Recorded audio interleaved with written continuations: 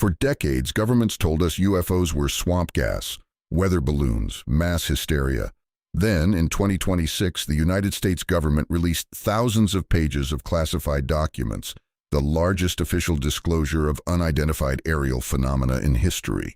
And buried inside those files, hidden in technical language and heavily redacted pages, are secrets that contradict everything the government has said for 80 years.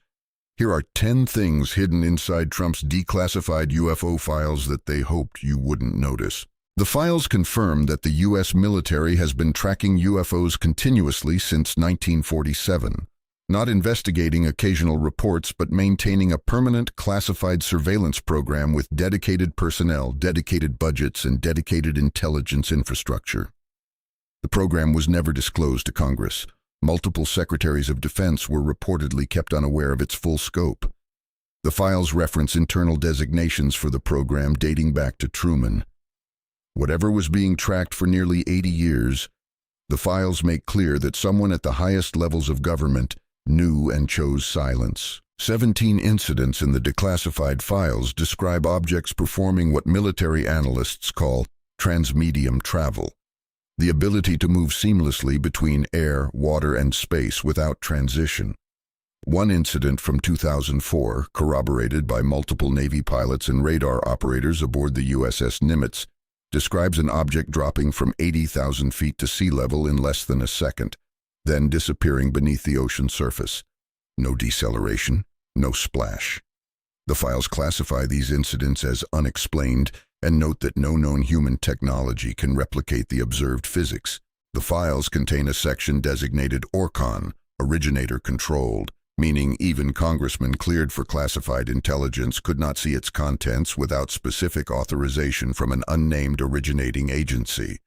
Researchers who obtained the surrounding documents noted that the ORCON sections consistently appear whenever the files discuss recovered materials. The word materials appears 847 times in the released files.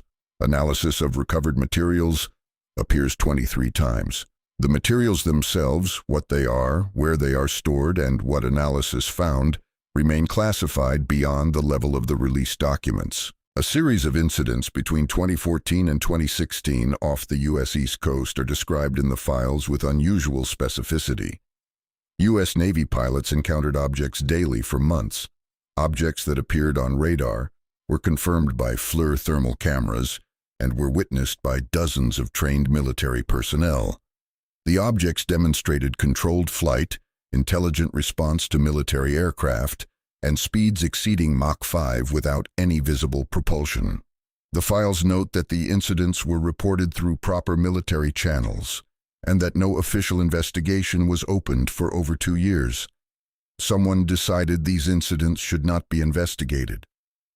The declassified files reference a program called AAWSAP, Advanced Aerospace Weapons System Applications Program, that ran from 2007 to 2012 with a $22 million budget. AAWSAP investigated not just aerial phenomena, but what investigators described as associated phenomena, including events on the ground connected to UAP sightings. The Skinwalker Ranch in Utah received specific attention. Investigators reported equipment failures, anomalous biological effects on personnel, and events they described as defying conventional explanation. The findings of AAWSAP were classified. The scientists who conducted the investigations have reported that their most significant findings were never included in any publicly released document. The files contain testimony from a credentialed intelligence official who states under oath that he was briefed on a program involving non-human intelligence. The exact language used is extraordinary. Non-human intelligence of unknown origin has demonstrated awareness of an interaction with U.S. military assets. The testimony is heavily redacted after this statement. The official's identity is withheld. The program he references is not named. The date of the briefing is classified. But the statement itself, that something non-human has deliberately interacted with U.S. military technology, is now in a declassified government document available to the public. 3 separate incidents in the files describe military aircraft experiencing complete electronic failure in proximity to UFOs. In each case, engines restarted spontaneously when the object departed. In In one incident, classified for 40 years before release, a nuclear weapons control panel aboard a U.S. Air Force base registered a complete shutdown while a UFO was observed directly overhead. The base commander's report, included in the files, states that the shutdown was technologically impossible, given the redundant systems in place. No malfunction was ever identified. The incident was classified immediately. It remained classified for 4 decades. The files contain a document dated 1947, the year of the Roswell incident, that references non-terrestrial materials recovered in New Mexico. The document is signed by a military official whose name has been redacted. It references a recovery operation and the transport of materials and associated matter to Wright-Patterson Air Force Base in Ohio. The document does not use the word UFO. It does not describe what the materials are, but it confirms that something physical was recovered, transported, and classified at the highest level in the same year, in the same location as the most famous UFO incident in history. Perhaps most extraordinary, the files contain a series of communications between senior government officials debating not whether UAPs are real, that debate appears settled in the internal documents, but whether the public can handle being told the truth. One memo, dated 2019, discusses the social stability implications of full-spectrum disclosure. Another references the management of public perception as a primary objective of UAP policy.